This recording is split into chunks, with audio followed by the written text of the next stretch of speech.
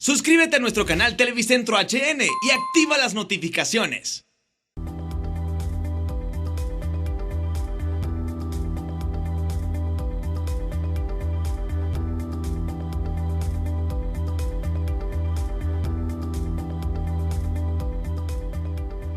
Buenas noches, bienvenidos al banquillo. Les saludamos como de costumbre a través de TSI. Ahora también por HRN, La Voz de Honduras. Hoy revisamos la situación política de varios países de América Latina y con énfasis lo que ahora pasa en la República de Venezuela. Lourdes Zubieta, analista. Encantadísima. Política internacional, colega. Así es, feliz de estar en tu programa. Muchas gracias por la invitación y un gran saludo a todos aquí en Honduras. Muy feliz de estar aquí visitando tu país. Bueno, estará en ponencia sobre la situación actual de América Latina. ¿Qué está pasando en la región? ¿Hacia dónde vamos? ¿Cuáles son las inquietudes que ustedes mismos ahora responden y conversan a diario de lo que está pasando en su país, residiendo en Estados Unidos? Sí, bueno, el tema de Venezuela evidentemente es un tema de primera plana porque genera noticias por minuto, ¿no? Estamos en una situación de un país donde tenemos un presidente encargado que ha sido pues elegido por la única institución legal, legítima de Venezuela, que es la Asamblea Nacional. Recuerda que los poderes en Venezuela están totalmente secuestrados, ¿no?, por este régimen del presidente en ejercicio, Nicolás Maduro, pero tenemos un presidente que es el señor Juan Guaidó, que además ha sido reconocido no solamente por Estados Unidos, sino por más de 50 países. Recientemente el nuevo presidente de Grecia también reconoció al presidente Guaidó, y estamos en este periodo de transición de esto que llaman el socialismo del siglo XXI, que tantas tragedias, tantas lágrimas le han traído al pueblo de Venezuela, hacia la recuperación pues de lo que es la institucionalidad y la democracia en el país. Eso es lo que esperamos que sea una transición lo más rápida y pacífica que se pueda, pero sin duda, bueno, no es fácil, ¿no? ¿Se puede hablar, Lourdes, de una transición pacífica? Porque hasta ahora el escenario que pinta no es nada de tranquilidad. Sabes que tienes toda la razón, y eso es porque el crimen organizado gobierna a Venezuela. Mira, en Venezuela tenemos el siguiente problema, para ponerlo sencillo, un problema muy complicado. Fíjate, el país está tomado por las mafias chinas, en lo que es la minería del país, ahí mandan los chinos. La mafia rusa. Tenemos además el terrorismo internacional en la zona oriental del país, todo lo que es la isla de Margarita. Eso está en manos de grupos financiados por el terrorismo internacional, parte del terrorismo como es Hezbollah y Hamas. Después tenemos al lado digamos occidental del país, la frontera con Colombia, tenemos al Ejército de Liberación Nacional mandando en estados como el estado Apure. En el norte del país tenemos el narcotráfico haciendo de la suya, y como de postre, mi querido Rosendo, tenemos a los cubanos mandando pues en el estamento militar. Eso hay evidencias, pruebas sobre esa situación. Entonces sí, definitivamente es mucho más que un gobierno irregular. Estamos hablando de enfrentar al crimen organizado. Hasta hace unos días, Lourdes, se vio muy fortalecido el presidente Guaidó por las posiciones que venían desde Washington.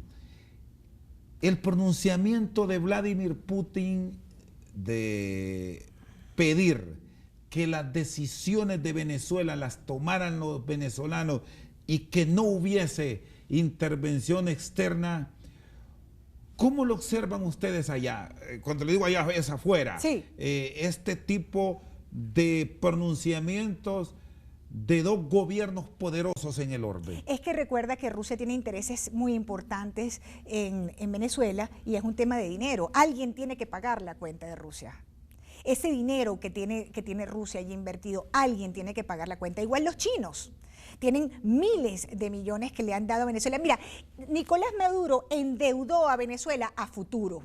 nuestros hijos y los hijos de nuestros hijos van a tener que estar pagando la cuenta de Maduro, porque el petróleo venezolano lo entregó a futuro, lo vendió a futuro a los chinos, que le han entregado miles de millones de dólares por concepto de eso. Lourdes, el gobierno chino no es tan expresivo, por lo menos de forma pública, sí. No lo hace el presidente Pero chino. lo ves, tú sabes que es fácil de visualizar un chino. Vete a ver las minas en el país, son todos asiáticos, todos son chinos. Es una cosa impresionante. Mira, el tema de los pasaportes a los chinos que ni hablan español y tienen pasaporte venezolano. Dime tú. Pero como chinos te puedo hablar de iraníes, te puedo hablar de sirios. O sea, es un problema, es un monstruo de tantas cabezas que se ha ido de las manos. Yo a veces pienso, si el mismo Nicolás Maduro un día se levanta y dice, mira, ya llegué hasta aquí, ya no puedo más, porque de verdad que la presión, tú sabes, no solamente externa, sino interna, Rosendo, interna, estamos un pueblo hambriado, estamos hablando de corte, anoche mismo hubo un corte de electricidad de 18 horas, la gente no tiene luz eléctrica, se te dañan los alimentos que son tan difíciles de conseguir en las neveras. O sea, no hay trabajo, el sueldo mínimo es menor que en Cuba. ¿Cómo puede vivir una familia con 9, 10 dólares al mes? Esa es la realidad de un país como Venezuela, uno de los países con más riquezas en la región. Ahora mismo el sostén de gran parte de venezolanos está en la remesa, en el apoyo externo. Mira, lo que pasa es que, claro, los últimos 5 años, 4 o 5 años, cuando se ha agudizado el tema de la inmigración venezolana. Te recuerdo que solamente Siria supera a Venezuela en inmigración humana. Eso es una gran vergüenza y es una gran tristeza. Hay más de 4 millones de venezolanos que se han ido hasta caminando del país. El tema de la remesa, claro, estas son gentes que apenas están llegando a países hermanos como Bolivia, como Chile, como Argentina, como Ecuador, como Colombia, como Brasil, a tratar de hacerse una vida para darle algo de comer a su familia y que le garantice ciertas seguridades. En Venezuela han regresado enfermedades como la malaria, que eso estaba totalmente erradicado. O sea, hemos involucionado decenas de años. Entonces, para responder tu pregunta, mira, el tema de la migración, de la inmigración, no solamente es un problema para Venezuela, desde el punto de vista de lo que eso significa, sino para la región. Vemos nuestros países hermanos que están colapsados por estos movimientos migratorios. De manera que, mira, el tema de Venezuela, en vez de tender a arreglarse, tiende a complicarse, ¿no? Y, bueno, lamentablemente es muy difícil, más no imposible, evidentemente. Hemos avanzado notablemente de enero a la fecha, hemos avanzado notablemente en la gesta de la libertad y la recuperación de la democracia en Venezuela. Antes de enero nosotros, el pueblo de Venezuela no tenía ni esperanza de salir de este régimen. Ahora tienes a un presidente nuevamente nombrado por la única institución legítima y además de eso reconocido internacionalmente. ¿Ven a Guaidó como el portaestandarte de llevar a los venezolanos, muchos que están en su país y otros fuera, a una verdadera libertad de expresión en su país, Lourdes? Mira, sí, tú sabes que ha pasado en Venezuela algo dramático y es precisamente desde el día 1 el acoso a los medios de comunicación en Venezuela y esto hay que decirlo y hay que decirlo con mucha responsabilidad, porque si hay algo que esta agenda chavista o manual chavista ha llevado desde el día 1 es el tema de censurar a los medios de dos maneras: o te elimino, vas a tener que cerrar, no vamos a ponerte pautas publicitarias, no hay pauta publicitaria, el que se anuncie en ese canal o en ese canal o en esa emisora de radio va a ser defenestrado, le vamos a quitar las concesiones radioeléctricas, no van a poder operar, ese tipo de cosas, ¿no? Ponerte multas que son impagables, eso se lo han hecho a cadenas de radio, medios impresos, canales de televisión, a personas que tengan programas de opinión también que no sean afines al régimen. Entonces perseguirle a la familia, amedrentarlos hasta el exilio, que han tenido que ir muchos, ¿no? Y con la salida ahora en escena de el presidente Guaidó, ¿se están dando esas libertades? ¿Hay medios que respaldan sus iniciativas o todo el impulso es externo? Fíjate, los grandes medios en Venezuela fueron comprados por las mafias adeptas al régimen inicialmente chavista, ahora madurista, ¿no? Los grandes medios, periódicos como El Universal, grandes cadenas de televisión, han sido o eliminadas porque les han quitado las concesiones radioeléctricas, o sencillamente ellos se han autocensurado para no cerrar, que es aún peor, porque no sé si tú piensas de esta manera. Yo prefiero un editor, cuando yo era reportera, que me dijera, mira, podemos llegar hasta aquí y este es lo que podemos hacer y no podemos entrevistar a fulano o a sutano y esta es la línea editorial de esta empresa. A que yo misma diga, déjame callarme, déjame no entrevistar a esta persona, déjame no decir esto, déjame no decir lo otro. Uno mismo autocensurado ante el temor de la represalia por motivos políticos. Entonces, la autocensura es aún más triste. Y tú notas la autocensura no solamente en el periodista frente al micrófono, sino al frente al productor, al dueño de los medios, porque hay represalias, ha habido represalias. Ahí tienes Radio Caracas Televisión, uno de los canales principales de Venezuela, como cerró hace ya más de 10 años, obligado por el régimen, en esa época de Chávez, que estaba vivo todavía. Entonces, la arremetida con los medios de comunicación es algo que uno tiene que denunciar, y que cuando uno ve que los medios, que son parte de la institucionalidad y de la gobernabilidad de un país. Ahora mismo hay en Venezuela un medio que critique y que le diga las verdades a Maduro. Están todos fuera. Son básicamente medios digitales, y la misma situación de los medios ha convertido a las redes sociales en un poder. Entonces, eso es bueno y malo, porque ¿qué pasa? Tú ves en las redes sociales una cantidad de informaciones que son lo que llama el presidente Trump fake news, noticias falsas. Entonces, una tergiversación de la noticia y de la información, porque las redes sociales vienen a suplantar la función de periodistas notables como tú, de personas que se han dedicado al oficio del periodismo y que sencillamente no están capacitados para informar. Ahora, con los teléfonos digitales y las redes sociales, cualquiera es reportero. Y la tergiversación de la noticia o la utilización de las redes para desinformar es otro mal que agrava el tema de la información en Venezuela. Está con nosotros esta noche al banquillo la periodista venezolana Lourdes Zubieta. Una pausa, en breve continuamos.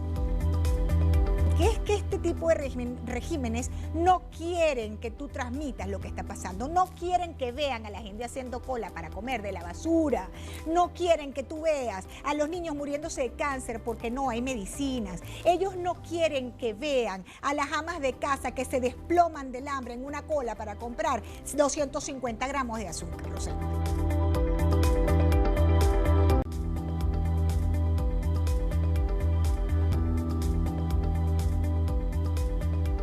Seguimos al banquillo con la periodista venezolana residente en la Florida, Lourdes Zubieta.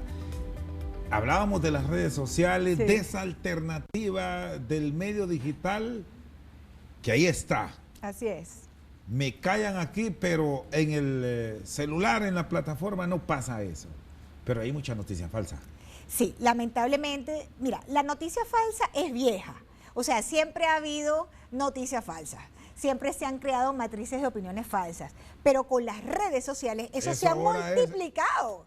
Entonces, ya cuando tú ves una noticia en Twitter, tú no sabes ya qué es verdad, qué es mentira, qué es medio verdad o qué es medio mentira. Entonces, mi recomendación es, que eso es parte de lo que es mi trabajo, es seguir a personas que estén plenamente identificadas. No porque Angelito 54-8 lo dijo en Twitter, eso es verdad. Mire, normalmente eso es falso. O sea, no seguir cuentas que no estén plenamente identificadas. Tu cuenta, mi cuenta, las cuentas de las personalidades de la vida política, si es que te interesa la política, o del entretenimiento, si es que te interesa el entretenimiento. O sea, no seguir cuentas que no estén identificadas y que son lo que llamamos bots, que son utilizadas incluso por algo que yo llamo los sicarios digitales. ¿Quién es el sicario digital? El sicario digital es el que recibe dinero por destruir la reputación en redes sociales de una persona. Entonces, se hacen de cuentas falsas, es decir, no hay personas allí, son cuentas falsas, son bots que empiezan a replicar noticias falsas sobre una persona para desprestigiarla, para destruirla dentro de la comunidad digital. Entonces, cuando tú vas a Google y vas a buscar un trabajo y te dice, déjame ver quién es Rosendo, y pongo Rosendo, resulta ser que me salen una cantidad de noticias falsas tuyas que tú dices, bueno, pero ¿y esto? Bueno, eso es una cosa que te la crearon digitalmente y tienes que empezar todo un proceso para levantar esa información que es falsa, que te la crearon en las redes sociales y que están ahora en Google, y cuando tú sales tú dices, pero si es que yo no he matado a nadie, yo nunca me robé un carro, pero si es que yo nunca le pegué a una mujer, y entonces tú dices, pero está ahí, pero no es verdad. ¿Y cómo ir entonces a una fuente fidedigna si muchos de la oposición, cuando hablamos de consultar la fuente oficial, por temor no escriben?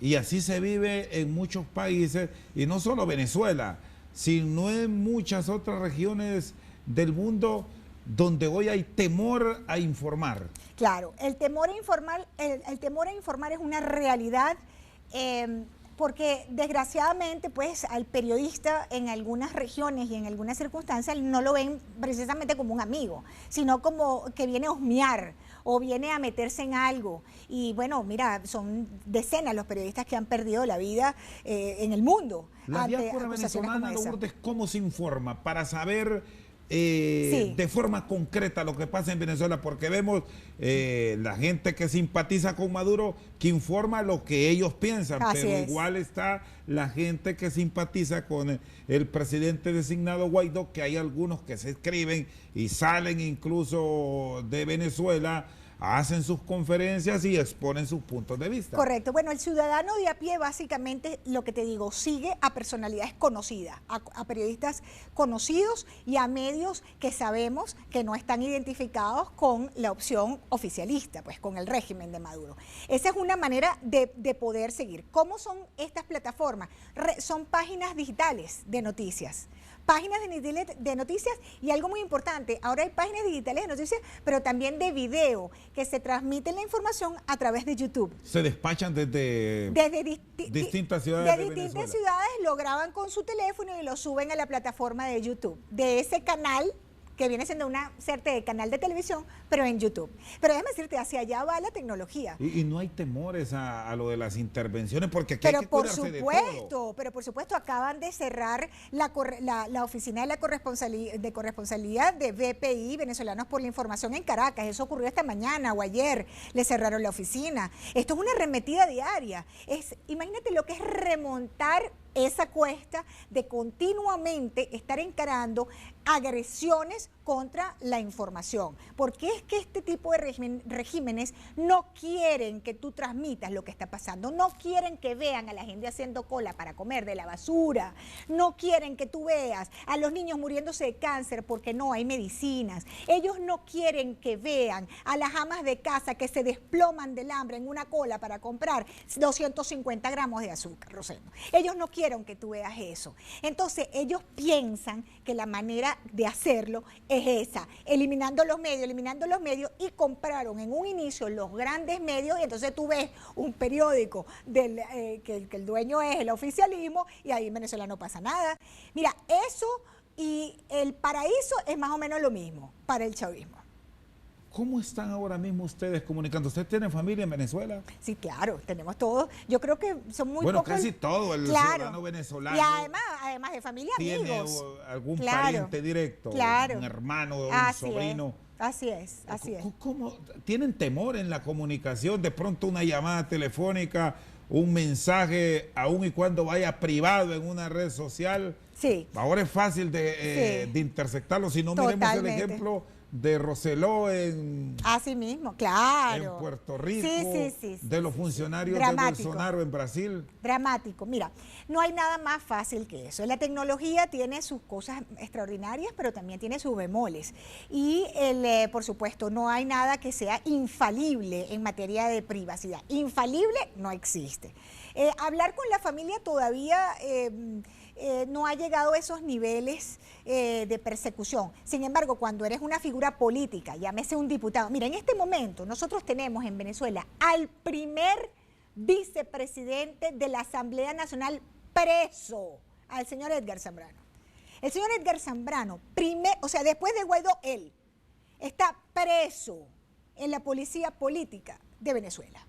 Desde hace más de 70 días ese señor tuvo que hacer una huelga de hambre para que les dejaran que su esposa y su hija lo vinieran a ver. Y estuvo 10 días en huelga de hambre.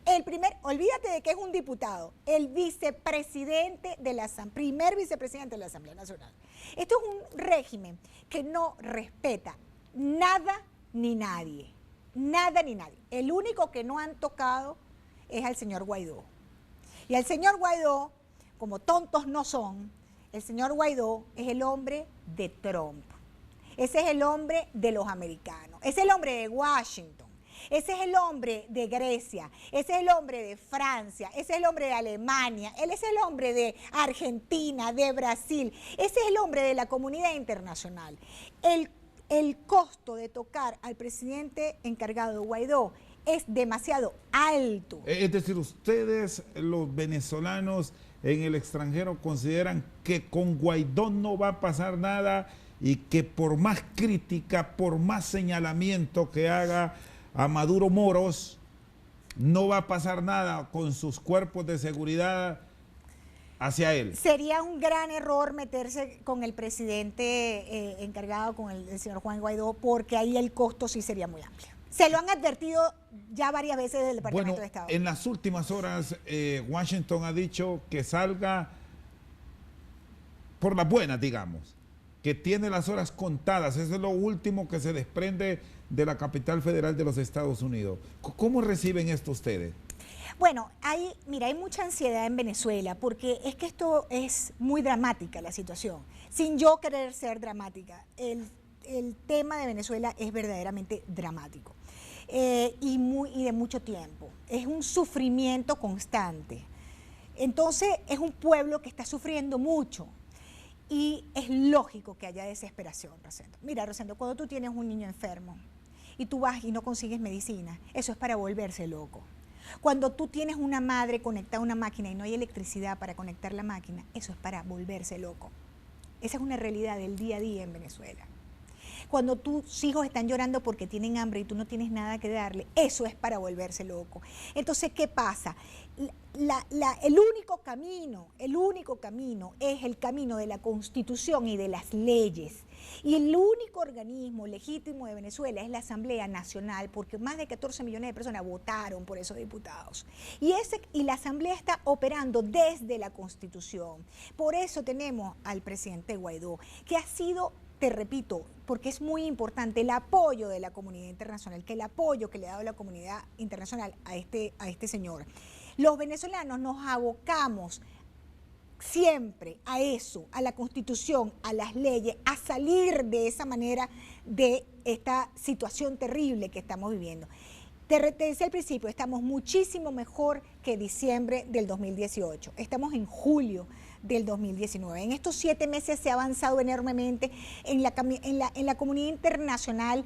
Hemos avanzado enormemente y la gente dirá, es verdad, pero el régimen se saca desde adentro. Eso es correcto. Los venezolanos están abocados desde dentro desde dentro del país, a sacar a este régimen que gobierna el país. Que le hayan dado luz verde a la Asamblea Nacional para que reciba ayuda militar, ¿cómo lo han recibido? Bueno, porque es que ¿sabes qué pasa? Es que esto es como, hay un dicho que es mono atado contra león suelto. El mono atado viene siendo los venezolanos y el león suelto es el régimen. Es el crimen organizado. ¿Esto les puede dar un respiro, fortaleza? Yo creo que da un mensaje de que la opción militar también está sobre la mesa, y eso es algo que Elliot Abrams, que es el encargado del presidente Trump para el conflicto venezolano, lo ha dicho. No se descarta la opción militar.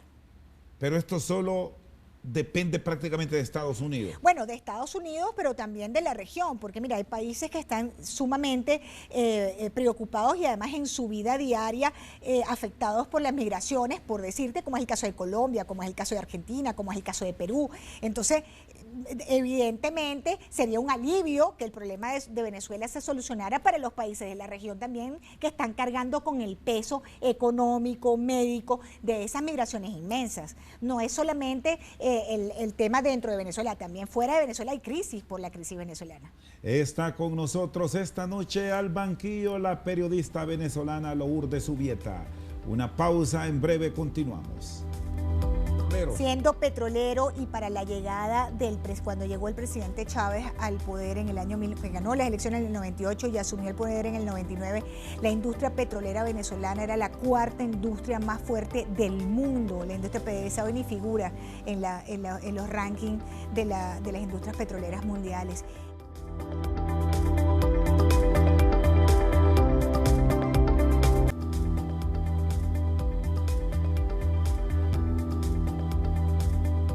Seguimos esta noche al banquillo con la periodista venezolana Lourdes Subieta. ¿Qué está pasando en América Latina?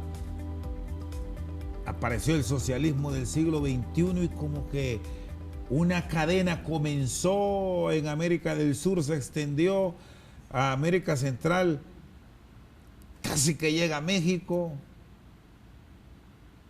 Bueno, casi que llega a México, estamos por ver si no llegó, ¿no? Con la figura del nuevo presidente mexicano. Hay que darle todavía el beneficio. Termina siendo un hombre más equilibrado, López Obrador. Eso decíamos en Venezuela al comienzo de la administración del presidente Chávez. Hay que dejarlo gobernar, vamos a verlo gobernar, a ver qué pasa. Mira, el socialismo del siglo XXI es el gran fracaso de la región. Los países que han estado bajo este, digamos, nombre, ¿no?, que creó el presidente Hugo Chávez, mira, está plagado de hechos de corrupción. Para un ejemplo, te puedo hablar de Argentina, la administración de Cristina de Kirchner. Es una señora que está señalada de corrupción, de lavado de dinero, incluso de asesinato en la figura del fiscal Nisman, que como recordarás, pues es el fiscal que había conseguido las pruebas sobre las vinculaciones del terrorismo iraní en el caso de la voladura de la Mutual Judía La AMIA en Buenos Aires, que es el atentado terrorista más grande que hemos tenido en la región. El tema del socialismo del siglo XXI, en el caso Brasil, que sería un caso emblemático, ahí tenemos a Lula preso por corrupto, por ladrón. Entonces, después tenemos el caso de Nicaragua, bueno, la desgracia nicaragüense con un presidente como Daniel Ortega, que dicho por su propia hija de crianza América es un violador de menores, la violaba cuando tenía 11 años, un hombre que ha violado los derechos humanos del pueblo nicaragüense y que en este último año de protestas contra ese régimen se cuentan en centenares los muertos. Esos son los miembros del grupo del socialismo del siglo XXI. Ahora se reúnen en Caracas con el Foro de Sao Paulo. Esa figura nefasta creada también por Fidel Castro. Mira, el tema es que el modelo, Rosendo, el modelo que nos quieren vender es un modelo que empobrece. El modelo del socialismo del siglo XXI, ¿qué nos ha traído a la región? Nos ha traído corrupción, nos ha traído miseria. El modelo económico no funciona porque no crea riqueza. Y nosotros, los seres humanos, vivimos con la esperanza y la aspiración de vivir mejor, de tener una mejor vida. Lourdes, el argumento que presentan de que es una economía social para ayudar al más desposeído no cabe. No, eso no cabe para nada, queda demostrado nuevamente en el tema venezolano. Eso era un poco lo que nos habían vendido, que es además un argumento que es muy popular, es muy vendible, ¿no? Pero que desgraciadamente, cuando tú ves los números en el caso de Venezuela, mira, han cerrado más de 300.000 empresas. La pobreza extrema, el crecimiento cero, el Producto Interno Bruto, la deuda es lo que ha crecido, eso sí, bastante, y por supuesto el empobrecimiento general y el deterioro general de la calidad de vida del venezolano. Por eso la migración, mira, nadie se quiere ir de su país. Nadie se quiere ir de su país. El que se va de su país es porque no consigue en su país lo que su país le debería ofrecer. ¿Sale Maduro y el éxodo retorna? Mi caso, o, No, en términos o generales. el éxodo en general. El éxodo en general del venezolano que Sí. salió a Miami, Sí. llegó a algunos países de Centroamérica y más se desplazó en las naciones cercanas de América del Sí, Sur. mira, yo creo que hay un número importante de venezolanos que se regresaría, y yo también creo que hay que hacer un llamado precisamente a esos venezolanos, quizás aquí en Honduras me están viendo algunos de ellos, que hay que hacer un llamado cuando venga el momento de la reconstrucción del país, hacer un llamamiento a todos esos venezolanos que están aplicando sus conocimientos y que los han multiplicado viviendo en el exterior. Mira, hay que ver un lado positivo aquí, y es como los venezolanos que han tenido que vivir en el exterior y superar una serie de escollos en el exterior, ahora hablan idiomas, han adquirido nuevos conocimientos, nuevas profesiones, a que vuelvan a Venezuela para la reconstrucción del país. Todos esos venezolanos son necesarios para poder reconstruir el país de las cenizas, Rosendo, donde se encuentran en este momento. De manera que sí hay un número importante que ha considerado, hay encuestas sobre eso, estudios sobre eso, que han considerado y consideran volver, y que solamente están esperando la caída del régimen para tener garantías de seguridad. Mira, el tema de la seguridad es importantísimo, y las garantías también económicas, las garantías de poder vivir en una sociedad que como eje principal tiene la democracia, ¿no? El respeto tuyo termina donde comienza el mío, pues. Si registramos el venezolano que se ha quedado en esta nación caribeña, Lourdes, ¿cuál es la población más afectada ahora mismo, a sabiendas de que dentro del país, con algunas dificultades, hay ciudadanos que sí tienen para vivir? Sin embargo, hay otros que están muy, pero muy afectados. Los más afectados son los más pobres, los que precisamente votaron por esta opción. Esto ha sido una gran traición al pueblo de Venezuela. El votante, el ciudadano de a pie, el que se para a las 5 de la mañana, el más desposeído, es el que más está sufriendo, y fue el que le dio el voto, no una, muchísimas veces, a esta iniciativa del presidente Chávez. Es en Caracas, en las principales ciudades, donde se siente la mayor dificultad, o en el interior donde no hay la comunicación, por señalar algo más fluida, es donde está el mayor sufrimiento. Rosendo, tú eres un hombre muy bien informado. Efectivamente, es en el interior donde más se observa la pobreza, la miseria, los cortes de luz, la falta de hospitales, la falta de medicamentos, la falta de transporte. No hay gasolina en un país como Venezuela, no hay gasolina. Siendo petrolero. Siendo petrolero, y para la llegada cuando llegó el presidente Chávez al poder en el año, que ganó las elecciones en el 98 y asumió el poder en el 99, la industria petrolera venezolana era la cuarta industria más fuerte del mundo. La industria PDVSA hoy ni figura en los rankings de las industrias petroleras mundiales. El tema del interior de Venezuela, cortes de luz de semanas, electricidad, imagínate lo que es estar sin luz eléctrica durante semanas en hospitales, en tu casa, con niños que no pueden escolarizarse porque las escuelas no pueden operar sin agua y sin luz. El interior está muchísimo peor que la capital, sufriendo igualmente la capital recortes eléctricos, carestías, y efectivamente hay un grupo que tiene acceso a una serie de dineros para poder adquirir algunos artículos de lujo, pero eso no representa ni el 0,01% de la población venezolana en este momento.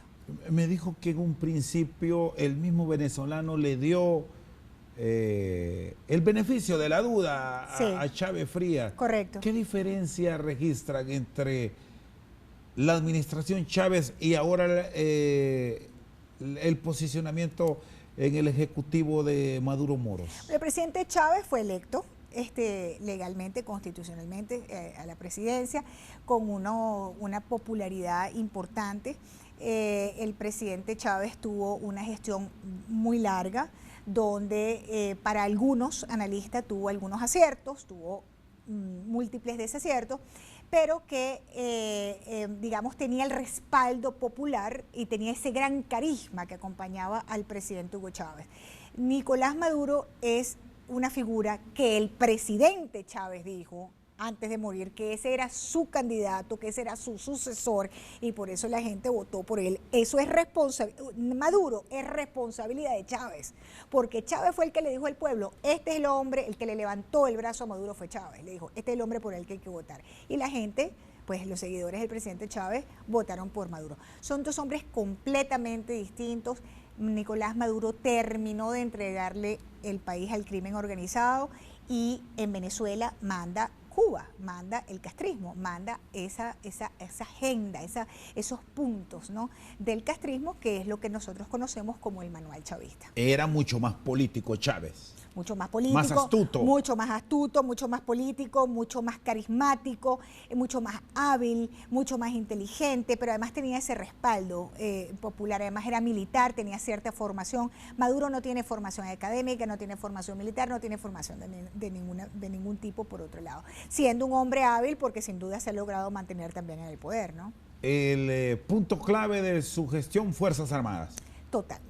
Él se mantiene en el poder porque las Fuerzas Armadas no se han puesto del lado correcto de la historia, que es del lado de la Constitución y las leyes. Está con nosotros esta noche al banquillo la periodista venezolana Lourdes Subieta. Una pausa, en breve continuamos.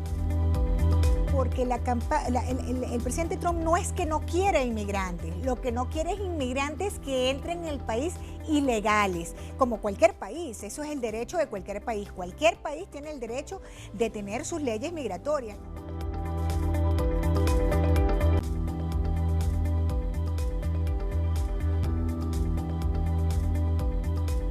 Seguimos al banquillo con Lourdes Subieta, destacada comunicadora social, ahora con ya más de 2 décadas en los Estados Unidos.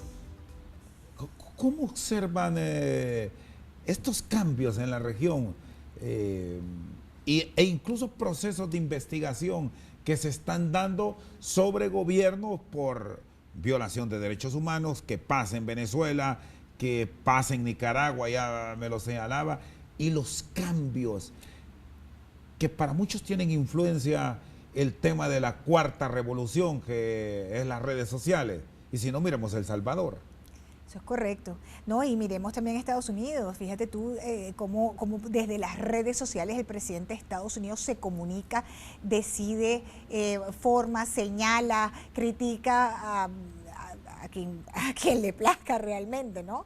El tema de las redes sociales, lo hablábamos, pues, de una gran influencia, ¿no?, en la región, sin duda alguna, Rosendo.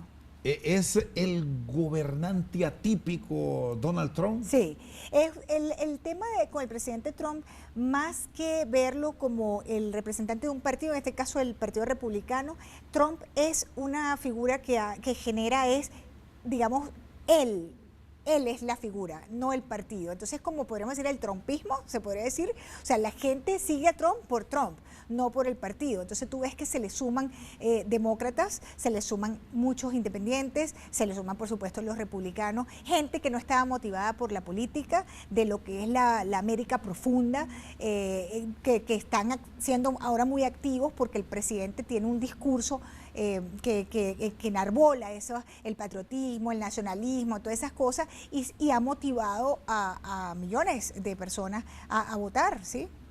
El latino en sí, en esa interacción que ustedes tienen, ¿qué piensa de todo eso? Porque de pronto, Lourdes, la visión que se tiene es que solamente el anglo comparte la ideología de Trump. ¿Ustedes qué interpretación hacen? Mira, en el caso del presidente Trump es peculiar porque a pesar del verbo, de lo duro que podría llegar a ser su discurso, hay dos tipos de latino. El que antes de ser ciudadano americano y el que es ciudadano americano. Cuando tú te conviertes, vengas del país que vengas, en ciudadano americano, a ti te empiezan a preocupar los temas domésticos, es decir, los impuestos, el seguro médico, todo lo que tenga que ver con los salarios, todo lo que tenga que ver con la seguridad social. Empiezas a ver otras cosas y empiezas a dejar de lado temas que ya no son prioritarios para ti, como es el tema migratorio. ¿Por qué? Porque ya tú pasaste esa etapa, ¿no?, que es una de las más duras, que es llegar a Estados Unidos a hacerte a tener papeles, a estar legal, digamos, desde el punto de vista migratorio. Entonces, el voto latino, ¿hacia dónde está orientado? Hacia donde yo tenga garantías de resguardo de la riqueza, de que voy a ganar más dinero, de que voy a pagar menos impuestos y todo lo que te interesa a ti como ciudadano que vives en ese país en el día a día. Su seguridad es el interés del latino. Y por supuesto, y en Estados Unidos se vota con el bolsillo. Estamos hablando que en Estados Unidos en este momento es el mejor año de empleo del voto, no solamente latino, del voto de la mujer y del voto afroamericano. O sea, afros, latinos y mujeres están ganando más dinero que nunca en los Estados Unidos. Entonces, cuando tú sacas tus números y vas a votar, tú dices, no, yo quiero seguir así. No piensas en el tema migratorio, como muchos medios también nos hacen que ver que la crisis migratoria, la crisis migratoria está focalizada, la crisis migratoria hay que resolverla, hay que resolver en algún momento el tema de la crisis migratoria, pero para el votante latino no es prioritario el tema migratorio en momentos, digamos, de ir a votar, porque votas con otras condiciones, estás votando como ciudadano americano. ¿Qué le depara entonces el próximo proceso electoral de los Estados Unidos que el propio presidente Trump ya lo está preparando frente a una oposición demócrata que busca candidato? Sí. Pero él está claro y muchos aquí que lo vemos desde nuestro escenario, vemos ese planteamiento, que su principal tema de campaña sigue siendo el ilegal va para afuera. Y la economía. El tema de la campaña del presidente es la economía y el ilegal va para afuera porque el presidente Trump no es que no quiera inmigrantes, lo que no quiere es inmigrantes que entren en el país ilegales, como cualquier país, eso es el derecho de cualquier país tiene el derecho de tener sus leyes migratorias, no podemos cuestionar que un país decida, mira, aquí para llegar a Honduras tú tienes que tener una visa, tienes que hacerlo de esta manera o de la otra, esas son las leyes de un país y hay que respetarlas. No es que no se quieran los inmigrantes. Yo soy inmigrante en Estados Unidos, que hice mi proceso, llegué, me saqué mis papeles, después me hice residente y posteriormente ciudadana. Yo soy una inmigrante en Estados Unidos, yo soy inmigrante. Pero ¿qué pasa? No violé la norma. Lo que se quiere en Estados Unidos es que no se viole la norma, que tú llegues a Estados Unidos, hagas tu proceso legal y te quedes. Estados Unidos es un país de inmigrantes, es un país hecho por inmigrantes. Es más, Rosendo, Estados Unidos es un país hecho por las empresas pequeñas, los pequeños empresarios, el que tiene la panadería, el que tiene el taller mecánico, el que repara zapatos, el que repara lancha, el que pone vidrios en los automóviles. De eso está hecho Estados Unidos, de la pequeña empresa. Entonces, ¿qué pasa? Un presidente como el presidente Trump, la política ha facilitado para esos pequeños empresarios poder contratar más empleados, poder invertir más en sus negocios. Y entonces esos que normalmente, habitualmente, tienen un componente migratorio, o sea, son inmigrantes, pues están allí con ese voto, o sea, se sienten afín a la opción del presidente Trump.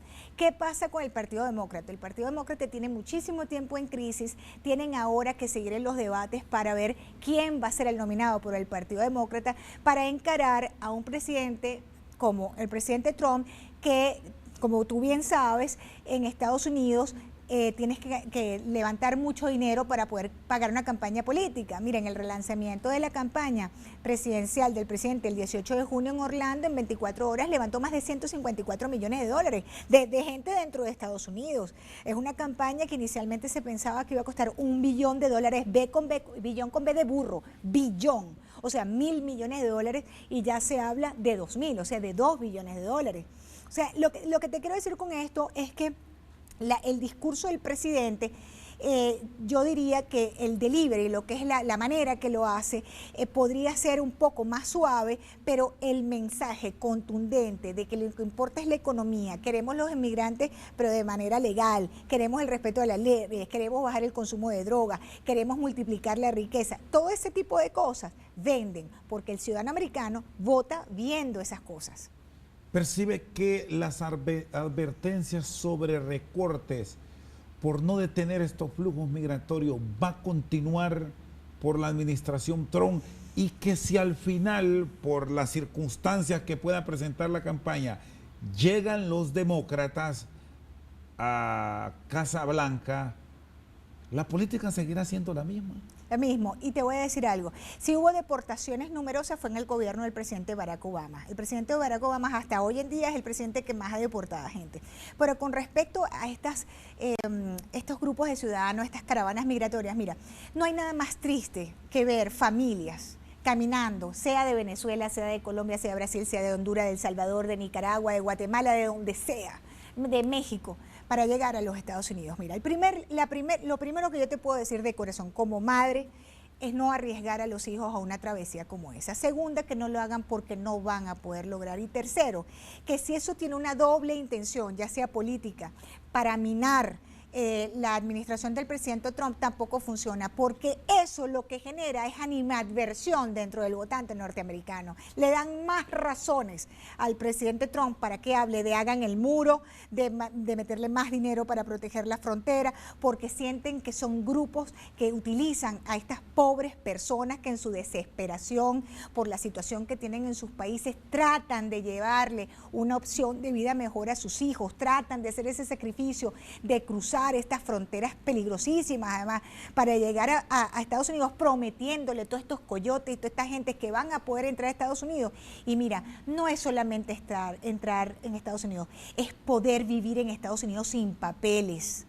La gente que vive en Venezuela, en Estados Unidos sin papeles, si logra pasar esa frontera tan peligrosa y no se muere en el intento, no solamente tienen que encarar a las autoridades, tienen que encarar el abuso, porque te empiezan a pagar $3 a la hora, empiezan a dormir 20, 40 personas en una vivienda que caben 5. O sea, las historias más horrorosas son precisamente las que pasan nuestra gente pasando hacia ese país. Explotación. O sea, no, explotación total, pero explotación ¿de quién? Desde el mismo momento que salen de sus países, arriesgando a sus propias familias.